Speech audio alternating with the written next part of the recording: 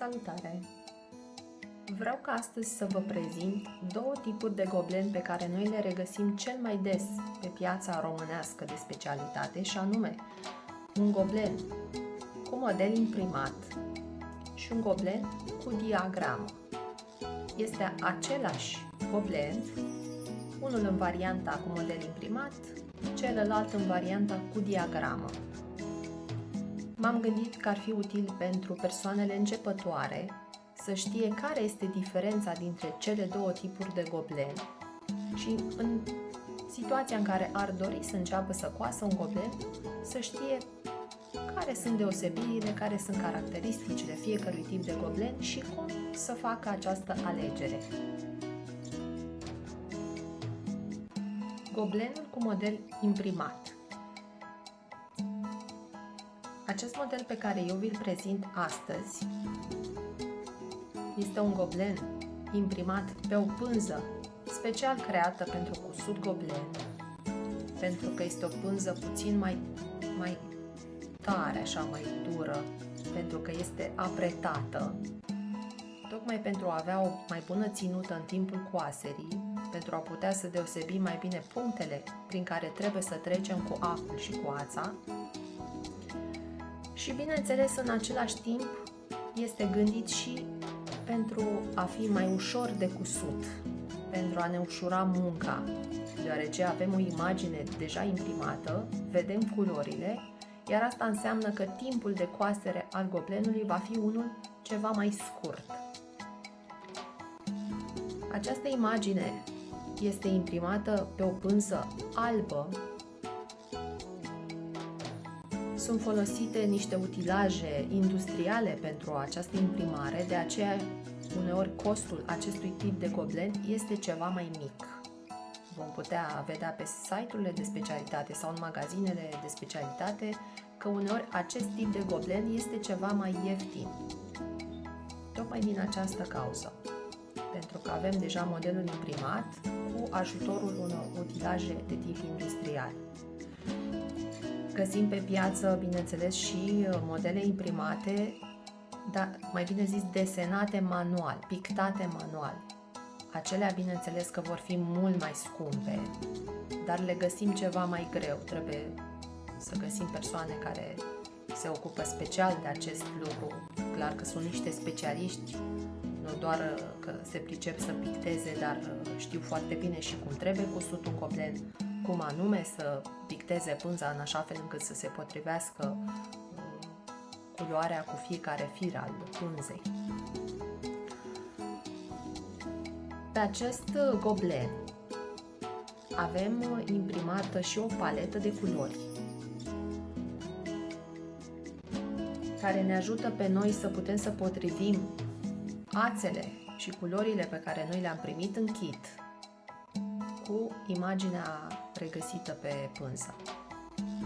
Uneori culorile sunt extrem de asemănătoare și avem ceva dificultăți în a coase acest tip de goblen. Și mie mi s-a întâmplat să încep, că am început acest goblen cam acum 2 ani de zile, într-o perioadă în care nu aveam timp să cos în timpul zilei, coseam noaptea, seara, când ajungeam acasă, și pentru că nu reușeam să deosebesc foarte bine culorile, m-am gândit că poate m-ar ajuta modelul cu diagramă. De aceea am și modelul cu diagramă, mi l-am achiziționat în ideea în care ar putea să-mi fie de folos să pot să deosebesc mult mai bine culorile și să pot să cos exact așa cum sunt ele imprimate. Ce mai găsim pe pânză? Ce dimensiune are această imagine? Și anume 20 pe 25 de centimetri. În cazul de față avem 22 de culori și avem același număr de culori și pe modelul cu diagramă. 22 de culori, iar dimensiunea este exact la fel, 20 pe 25 de centimetri. Când ne alegem goblenul, de exemplu pe internet, să spunem că vrem să comandăm, acolo putem să alegem, de exemplu, varianta modelului cu goblenului cu model imprimat, să alegem și tipul de pânză. La această firmă, de exemplu, sunt mai multe tipuri de pânză, iar acolo putem să alegem. De exemplu, pe instrucțiuni ne sunt oferite câteva informații despre tipurile de pânză, și anume tipul B, care înseamnă 4 pe 4 puncte pe centimetru, 4,4 puncte pe centimetru, și se coase în 6 fire, adică cu firul întreg. De tip C+, avem 6 puncte pe centimetru și se coase tot în 6 fire de muline cu firul întreg, adică. Tip E, 5,2 puncte pe centimetru și acolo folosim 4 sau 6 fire. Tip E, 6 puncte pe centimetru, se coase în 4 fire. Așa, iar această pânză pe care eu o am aici este de tip A, adică avem 9 puncte pe centimetru. Iar firul de muline primit în kit se va separa în câte 2 fire din cele 6. Și mai este un tip de pânză tip D, care are 7 puncte pe centimetru și la fel se coase în 4 fire din cele 6. Unde trebuie să folosim cele 6 fire de muline, este clar că pânza este mai rară și trebuie să avem o cantitate mai mare de ață ca să putem să acoperim pânza. În mergerii, de exemplu, mai regăsim și astfel de pânze, la fel sunt pictate. Eu mi le-am achiziționat ca să le testez, dar acesta nu este un goblen imprimat, pentru că nu folosim punctul de goblen, și anume punctul acela înclinat sau point, punctul clasic, care înseamnă un singur fir pe diagonală. Aceste modele de pânză se vor coase cu punct în cruce, da? În X, adică vom folosi 2 puncte oblice suprapuse și va fi punctul în X. Avem la fel numărul pentru muline, culoarea pe care trebuie să o folosim. Sunt firme diferite, DMC și Anker. La fel, tot ce ne scrie aici, cartela de culori și dimensiunile, ne ajută pe noi orientativ să știm așa în mare ce avem de făcut. La fel este pânza imprimată doar pe față, dar ca să știți că sunt diferite. Deci când mergeți să vă achiziționați un goblen, aveți mare grijă să luați acest tip de goblen și nu acesta, v-am zis, se coase în cruciuliță și este ceva mai greu, va lua și mai mult timp și este ceva mai greu de cusut la el. De obicei, la goblenurile cu model imprimat, paleta de culori este ceva mai redusă, pentru că nu se poate reda imaginea foarte, foarte exact. Fiecare punct este considerat a fi un pixel pentru o imagine, da? Cu cât am mai multe puncte, cu cât am mai mulți pixeli, cu atât imaginea aceea va fi mult mai clară, mai precisă. Din ce v-am explicat puțin mai devreme, avem același număr de culori la ambele goblenuri, dar vă zic că sunt alte tipuri de goblen unde sunt diferențe, diferă numărul de culori. În kitul modelului imprimat primim pânza, ața necesară pentru a coase și instrucțiunile care ne ajută pe noi să putem să coasem acest goblen. Și bineînțeles că avem nevoie de foarte multă răbdare și atenție ca să putem să potrivim culorile, pentru că v-am spus, vor fi situații când poate ne va fi puțin mai greu să le potrivim, dar nu este imposibil. Da? Vedem că avem fiecare culoare, fiecare pe câte un fir de pânză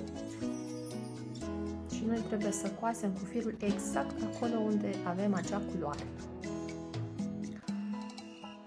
Sunt momente când se mai întâmplă și erori. Mi s-a întâmplat să regăsesc și chiar și aici, în acest model pe care eu îl am, întâlnim anumite zone unde două culori apropiate se îmbină și avem impresia că mai este o culoare între ele. Repet, acestea sunt mici erori la imprimare, nu deranjează foarte mult.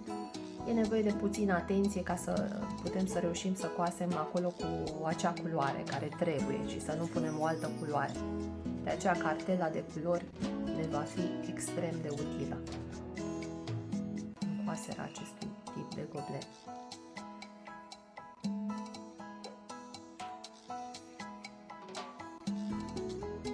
Goblenul cu diagramă.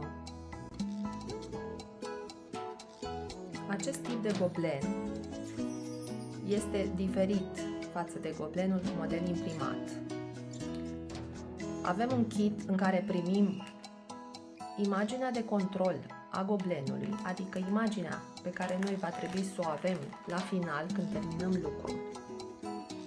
Și din ce putem vedea, aceasta seamănă foarte bine cu modelul de pe pânza imprimată, deci este același model. N-ar trebui să fie diferențe dacă avem același tip de ață, aceleași culori, același număr de culori, adică 22 de culori, deci imaginea ar trebui să iasă exact la fel. Diferența vine din faptul că aici nu avem o pânză imprimată, ci pânza va fi complet goală. Noi va trebui să creăm imaginea în timp ce coasem.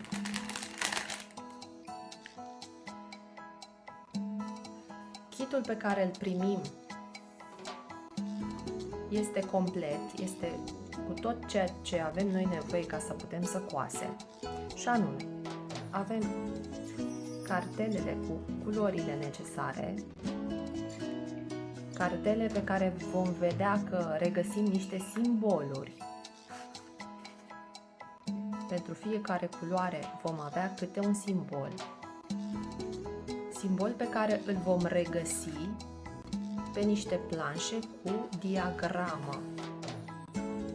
Iar pe această diagramă avem aceste simboluri pe care noi le avem și pe cartela cu culorile primite.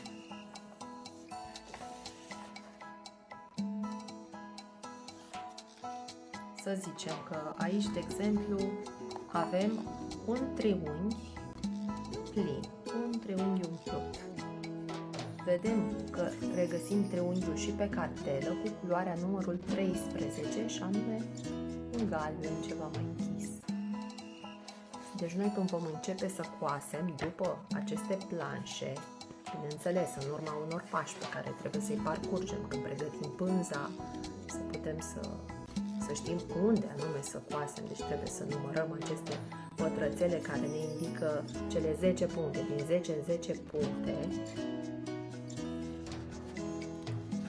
pe care le regăsim și pe pânză, pentru că tipul de pânză este diferit față de modelul imprimat, și anume că avem o pânză cu caroiaj, acest sistem de caroiaj care ne ajută pe noi să numărăm din 10 în 10 puncte.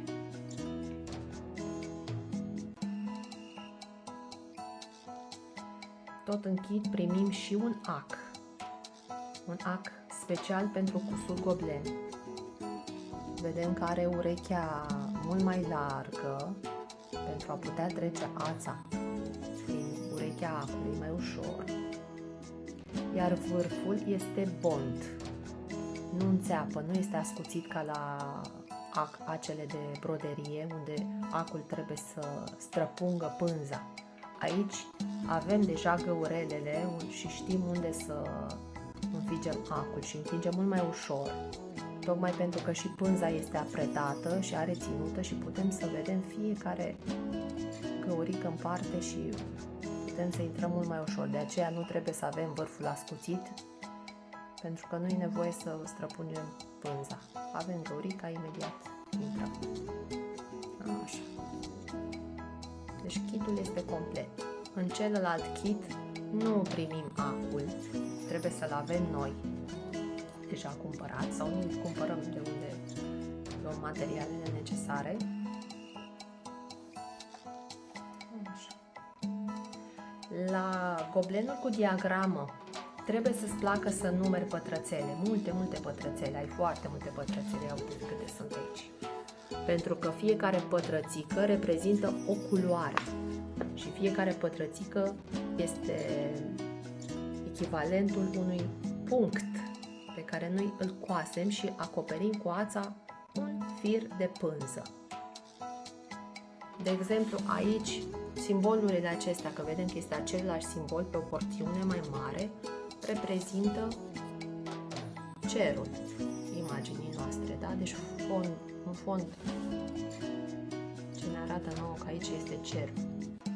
Deci va trebui să umplem această porțiune cu un singur simbol, dar sunt și porțiuni unde avem câteva puncte. De exemplu, aici am 4 puncte, aceea am alte puncte de culori intermediare, iarăși punctul îl regăsim aici. Iar acele puncte noi trebuie să le umplem cu acea culoare care este menționată pe cartelă, și anume aceasta, acest galben. Da. Deci simbolul corespunde cu simbolul de pe cartelă. Așa. Aceste pagini noi trebuie să le unim. Trebuie să avem așa grijă când coasem să putem să punem planșele și diagrama în așa fel încât noi să ținem cont când trecem de pe o pagină pe cealaltă, să nu sărim vreun punct, să omitem vreun punct, pentru că ne va afecta imaginea finală a lucrului. Nu va mai fi imaginea foarte clară. Dacă sărim un punct sau n-ar fi o problemă, important este să nu greșim, să urcăm cu o pătrățică mai sus sau una mai jos, să omitem. Dacă o pătrățică, să zicem aici, pătrățica asta n-am făcut cu această culoare, am pus cu culoarea de alături, nu ar deranja foarte mult, dar avea un impact foarte mare asupra imaginii finale. Dar dacă deplasăm puțin mai sus sau mai jos sau sărim mai multe pătrățele, atunci da, va fi o greșeală destul de mare. De aceea, la acest model și tip de model de goblen cu diagramă, trebuie să avem grijă că trebuie să numărăm foarte bine punctele. La goblenul cu model imprimat, acolo avem deja culorile, nu trebuie să numărăm foarte mult, noi deja ne ducem cu ața pe firul colorat. Și vedeți că aici pe fișa aceasta cu instrucțiunile de coastere și dispunerea paginilor avem exact cum să așezăm diagrama ca să putem să coasem corect. Instrucțiunile sunt foarte ușor de urmărit. Ni se oferă toate instrucțiunile de care avem nevoie. Ne oferă informații că nu se spală acest goblen. Vom vedea la anumite firme că acolo este menționat că goblenul se poate spăla. Dar înainte de a face acest lucru, noi putem să testăm ața, să vedem dacă se decolorează. N-ar fi o problemă. Astea sunt lucruri care țin de pregătirea pânzei, pregătirea ațelor și putem să testăm. Eu personal nu am spălat niciun goblen până acum, nu a fost nevoie, am cosut îngrijit, le-am protejat pânzele cu altă pânză ca să nu se depună praful, să nu murdăresc, întotdeauna am grijă să fiu curată pe mâini, cos cu culorile mai închise și apoi cu cât avansez, cos cu cele mai deschise și albul întotdeauna îl las la final. Respect aceste lucruri simple și goblenul are un aspect îngrijit, așa că nu trebuie să-l spăl. Dar sunt și persoane care spală goblenurile, ca să știți așa de acest lucru. Sunt foarte multe firme care comercializează aceste tipuri de goblen. Eu v-am zis, am achiziționat acest goblen în speranța că mă va ajuta să pot să-l cos pe cel cu model imprimat, pentru că aveam dificultăți în a potrivi culorile. Că de aceea, vedeți, am cusut o porțiune și după aceea am lăsat pentru că nu reușeam să deosebesc foarte bine culorile, pentru că sunt culori asemănătoare, iar pentru că eu coseam seara, ochii mei nu reușeau să deosebească culorile la un moment dat. Lumina becului, am spus și în alte videoclipuri, ca să știți că lumina becului afectează culoarea și în același timp este foarte greu să mai deosebești fiecare găurică. De aceea este foarte indicat să coasem la lumina zilei, ca ochiul să poată să perceapă fiecare culoare în parte și să putem să coasem corect, să potrivim culorile exact cum sunt ele pe model.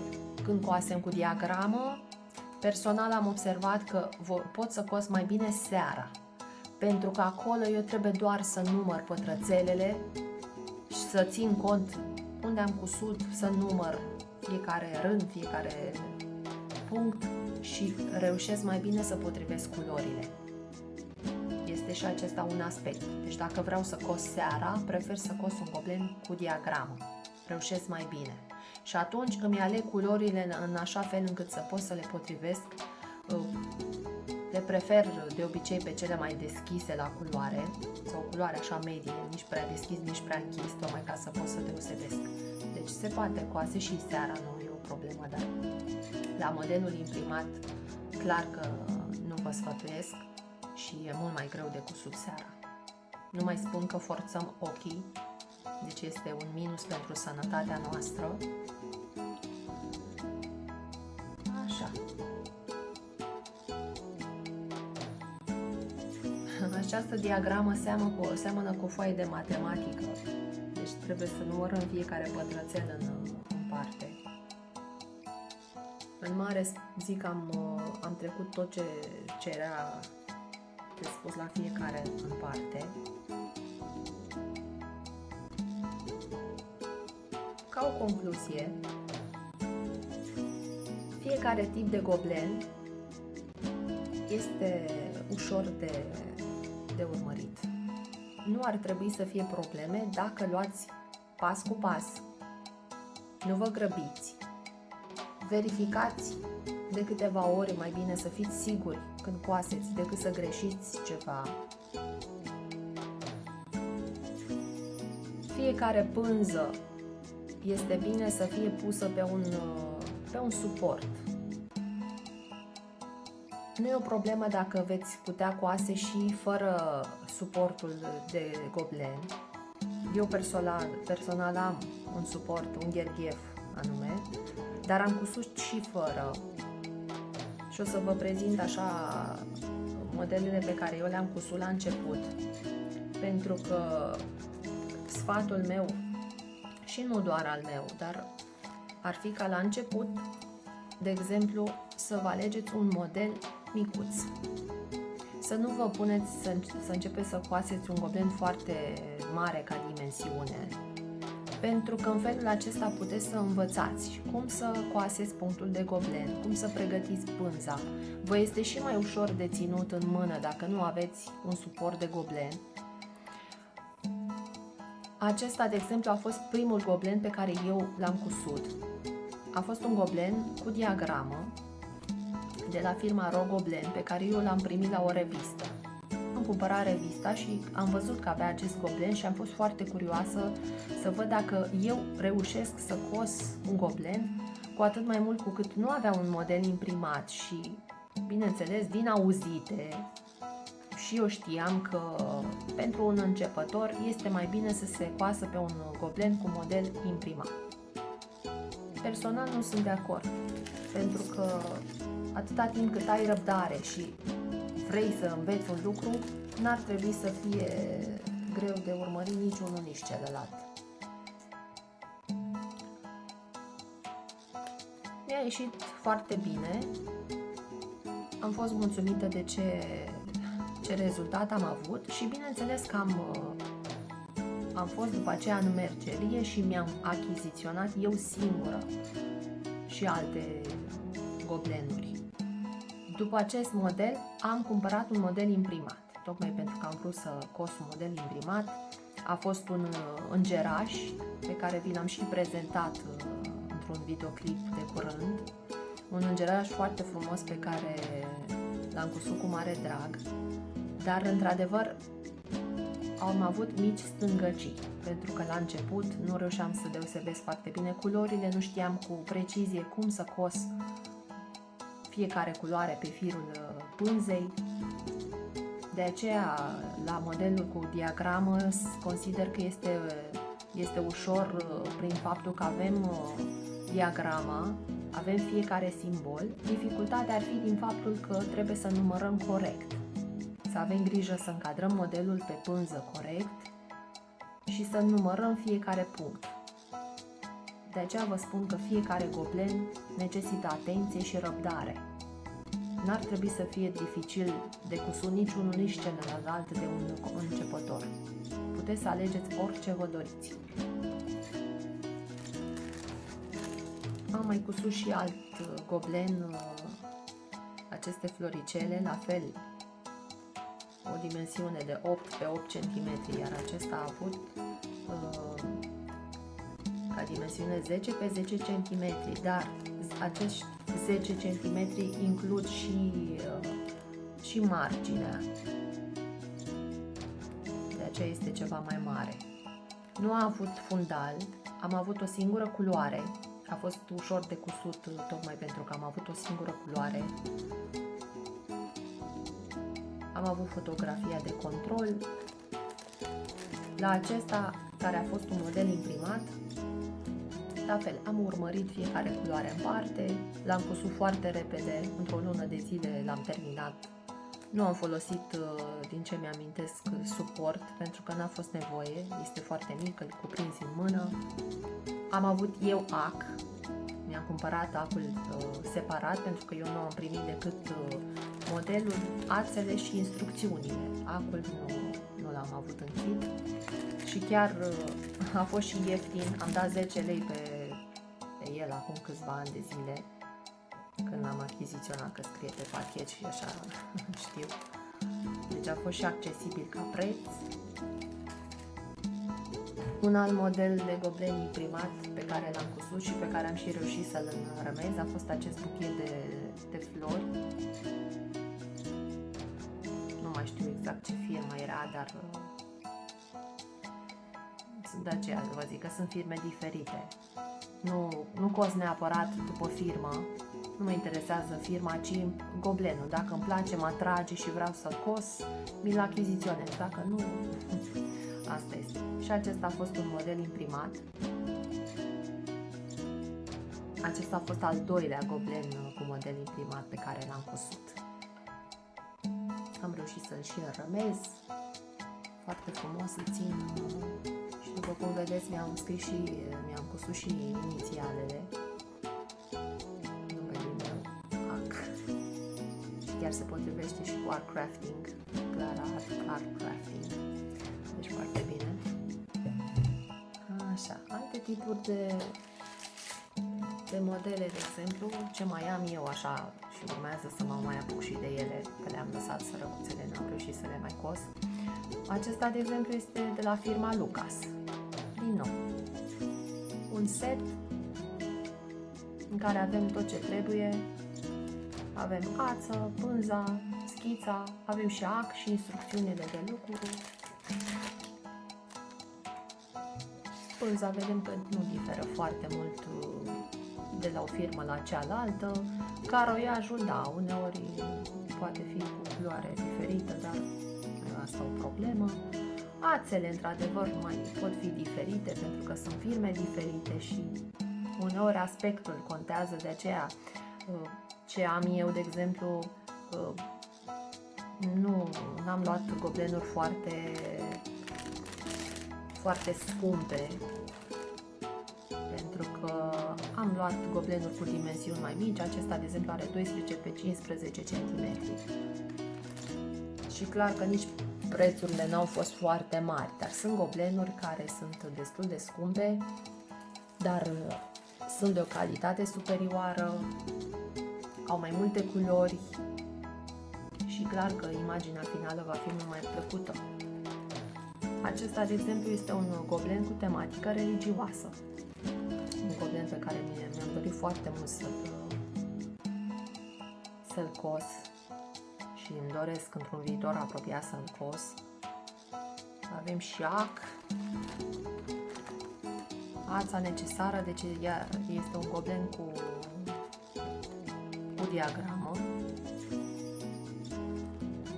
Nu știu dacă ar fi să comparăm ațele, de exemplu, putem vedea că mai sunt diferențe, unele sunt mai lucioase, altele sunt ceva mai mate. Astea le văd eu, nu știu dacă se văd foarte bine pe filmare. Vă spun, nu contează foarte mult. Voi trebuie să știți, așa în mare, când mergeți să cumpărați, cam ce găsiți. Acesta este din nou un goblen cu model imprimat. Sunt niște animăluțe, prieteni. Avem tot ce ne trebuie, ața, instrucțiunile.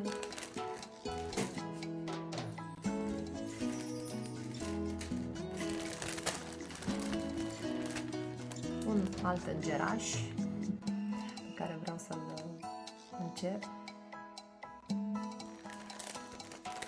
Aici pare așa că ar fi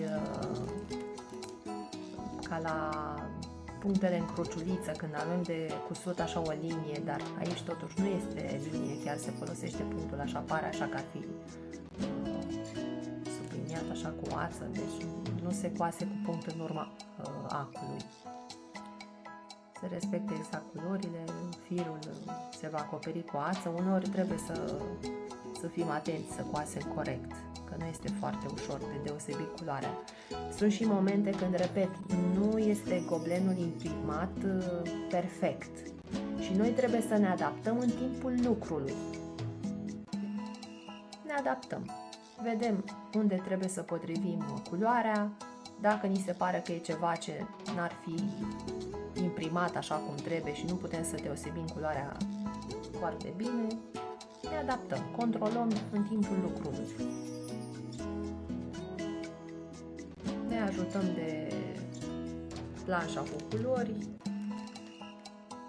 și putem să coasem mai ușor. Avem ațele, acul. Cred că aici nu știu dacă am primit ac. Sunt situații și momente când este ac în kit, situații când nu este ac. Dacă nu are ac, puteți să fiți atenți ca să întrebați acolo când mergeți să cumpărați în mercerie, de exemplu, să vă cumpărați un ac. Dar, de exemplu, acest ac pe care eu l-am aici este un ac pentru broderie, are vârful ascuțit, deci nu este potrivit pentru goblen. Chiar dacă are urechea mai largă, luați un ac cu vârful bond. În felul acesta nici nu riscați să vă înțepați și nici nu străpungeți pânza, pentru că există riscul uneori să agățați cu vârful firul pânzei și nu va fi plăcut la coasere. De aceea, cu vârful bond, nu riscați să separați firul pânzei. Treceți direct prin gaura respectivă și o să fie mult mai ușor de cusut. Ce mai am pe aici? Alte tipuri de gobleni și ce mai regăsiți, de exemplu, flori de câmp. Regăsiți peisaje, flori în vază sau buchete de flori, deci sunt foarte multe tipuri de goblen, de imagini imprimate sau de aceste cu diagramă ce puteți să regăsiți și să cumpărați. Iar așa aici este un peisaj montan. avem de unde să alegem. Deci puteți să alegeți tot ce vă doriți, tot ce vă place și vreți să coaseți. Acestea, dacă vedeți, eu am și prețul pe ele, sunt cumpărate din mercerie, celelalte cu model cu diagramă sunt comandate de pe internet, dar același model, de exemplu, dacă am modelul acesta cu diagramă, eu pot să-l găsesc și în varianta cu modelul imprimat, doar că îmi aleg ce variantă doresc să cumpăr. Dacă vreau să-mi iau varianta cu modelul imprimat, îmi selectez acolo, sau dacă merg în mercerie, solicit acest lucru. Pentru că atunci în mercerie, când mergeți, voi veți fi întrebați ce anume doriți, un goblen cu model imprimat sau un goblen cu diagramă. Și de aceea e bine să știți dinainte ce este mai bine să vă cumpărați și ce vreți voi să vă cumpărați. Este foarte important să nu mergeți neapărat pe sfaturile primite, ci pe ce vă doriți voi, ce v-ar plăcea și ce vă atrage să coaseți, ce v-ar face plăcere să coaseți. Acesta a fost 42 de lei, de exemplu. Zic eu că este accesibil, nu este o avere, dar sunt și goblenuri într-adevăr mai scumpe, peste 100 de lei, 150, 200 de lei, dacă sunt de dimensiuni mai mari. Depinde și ce dimensiune are goblenul, pentru că asta presupune o cantitate de ață mai mare, de pânză la fel, care pânză nu este foarte, în special cele caroiate sunt mai scumpe. Și fiind o pânză special creată pentru goblen, bineînțeles că au un cost mai ridicat, de aceea se reflectă în preț atunci când achiziționăm aceste costuri. Un alt goblen pe care l-am mai cusut eu cu diagramă este un set de 4 goblenuri, adică este aceeași imagine, un peisaj în 4 anotimpuri diferite. Eu am cusut pe cel toamna, care reprezintă toamna. La fel, nu este foarte mare ca dimensiune. L-am cusut destul de repede, deși eu nu cos constant, nu pot să zic că stau să cos în fiecare zi. Iarăși, este un hobby, este o pasiune. Puteți să alegeți să coaseți oricând doriți voi, când aveți nevoie de un moment de liniște, de relaxare. De aceea consider că fiecare lucru pe care îl faceți contează. Vă ajută pe voi să vă formați, să vă păstrați mintea ageră, creierul îl punem la treabă, ne și relaxăm, ne și odihnim, avem o activitate plăcută. Acesta este spatele goblenului și putem să observăm că ne dăm seama de imagine că este la fel ca pe față. Cam acestea au fost sfaturile mele și ceea ce am dorit eu să vă prezint. Repet, puteți să vă alegeți ce vă face plăcere, ce vă doriți să creați cu mâinile voastre proprii. Nu există o cale bună și una greșită. Chiar se și spune că frumos nu este frumos, ci frumos este ce îmi place mie. Dacă mie îmi place o variantă, o cale, nu contează că e considerată greșită sau bună, important este să ni se potrivească nouă. Așa că vă sfătuiesc să începeți cu ce doriți voi, dar să începeți. Să începeți să coaseți, este o activitate minunată, ne dă o stare de bine când coasem și nu numai, și după. Iar când vedem produsul final, avem o satisfacție foarte mare și ne dorim să mai avem și alte activități recreative și să mai începem și un alt proiect. Eu fac din pasiune, din plăcere, cos cu drag, am și 2 goblenuri pe care le-am cusut pentru o persoană foarte dragă, am făcut cu mare drag, vi le-am prezentat în filmulețele postate de curând pe canalul meu, al Clara Art Crafting. Mai am un goblen să vi-l arăt pe care l-am terminat chiar acum în februarie, acela cu păunii, la fel am filmat un videoclip în care coseam la el și mai aveam puțin de terminat, l-am finalizat, am reușit și urmează să vă arăt și produsul final. Acesta a fost videoclipul de astăzi. decizia va aparține. Dacă veți decide să luați un goblen cu model imprimat sau un goblen cu diagramă, important este să vă apucați, să coaseți cu răbdare, să verificați înainte fiecare amănunt pe care trebuie și fiecare pas pe care îl aveți de parcurs și totul vă va ieși foarte bine. Indiferent că sunteți începători, asta contează mai puțin, doar să faceți primul pas. Vă doresc mult curaj să începeți să coaseți goblen și ne mai auzim. Numai bine!